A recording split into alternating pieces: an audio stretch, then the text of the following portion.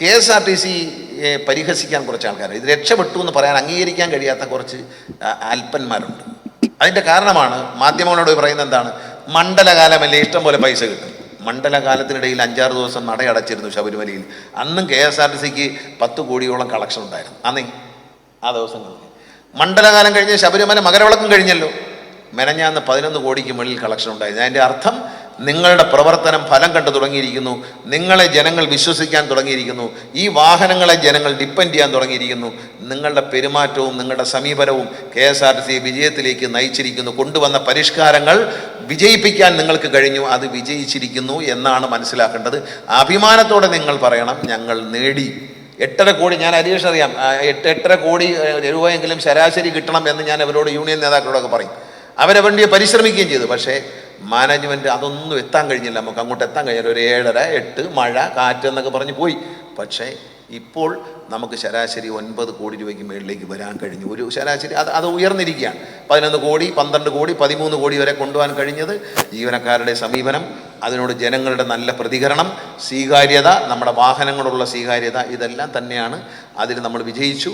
എനിക്ക് അഭിമാനമുണ്ട്. ഇന്നലെയും നമ്മളൊരു ചടങ്ങിൽ പങ്കെടുത്തതാണ്. എൻ്റെ പ്രിയപ്പെട്ട ഒരു സഹോദരൻ, ഒരു KSRTCയിലെ ഒരു ജീവനക്കാരൻ്റെ കുടുംബത്തിന് അദ്ദേഹത്തിൻ്റെ അപകട മരണത്തിൻ്റെ ഭാഗമായി 1 കോടി രൂപ KSRTC ജീവനക്കാർ അഭിമാനിക്കണം. വേറെ ഏത് ഡിപ്പാർട്ട്മെൻറ്റുണ്ട് 1 കോടി രൂപ നമുക്ക് കൊടുക്കാൻ കഴിഞ്ഞു ആ കുടുംബത്തിന്. ഇനിയും 1,15,00,000 രൂപ. അപ്പോഴത്തന്നെ അവിടെ വെച്ച് നമ്മൾ ഇൻഷുറൻസ് കമ്പനി അപ്പുറം തന്നെ പ്ലേറ്റ് മാറ്റി ഒരു കടലാസ് എഴുതി തന്നു. 8,500 രൂപ അടച്ചാൽ 50 ലക്ഷം രൂപ വരെയുള്ള ചികിത്സ ഒരു വീട്ടിൽ 4 പേർക്ക് കൊടുക്കാമെന്ന് പറഞ്ഞു. ഇതൊക്കെ കരഞ്ഞാലേ കരയുന്ന കുഞ്ഞിനെ പാലുള്ളൂ എന്നെല്ലാവരും മനസ്സിലാക്കുക. ഞാൻ നിങ്ങൾക്ക് വേണ്ടിയാണ് കരയുന്നതും ബാധിക്കുന്നത്. അത് നേടിയെടുക്കും. അത് നമ്മൾ പുരോഗതിയിൽ നിന്ന് പുരോഗതിയിലേക്കാണ്, അല്ല അധോഗതിയിലേക്കല്ല. എല്ലാവരുടെയും സഹകരണം, പ്രത്യേകിച്ച് മികച്ച പ്രകടനം കാഴ്ചവെച്ച് ഇന്ന് അവാർഡ് വാങ്ങുന്ന ഡ്രൈവർമാരെ എല്ലാവരെയും അഭിനന്ദിക്കുന്നു.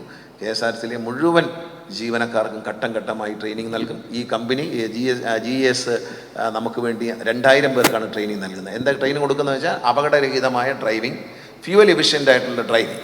ഇതാണ് നമ്മൾ ട്രെയിൻ ചെയ്യുന്ന, ഡ്രൈവർമാരെ ട്രെയിൻ ചെയ്യുന്ന കാര്യങ്ങൾ. നല്ല സ്വഭാവ രൂപീകരണം, കണ്ടക്ടർമാർക്ക് ടിക്കറ്റ് മെഷീനുമായി കൂടുതൽ പരിചയപ്പെടുത്താനും, അല്ലേ, അതുപോലെ പിന്നെ കണക്കുകളും കാര്യങ്ങളും കൃത്യമായി സൂക്ഷിക്കാനും, നമ്മുടെ ഡിജിറ്റൽ കാർഡുകൾ ഉപയോഗിക്കുന്ന കാര്യത്തിലെല്ലാം അവർക്ക് അറിയാം. എന്നാൽ പോലും അതിൻ്റെ ഒരു ട്രെയിനിങ്, അത് കൂടാതെ ബിഹേവിയർ ട്രെയിനിങ്ങാണ് കൊടുക്കാൻ പോകുന്നത്.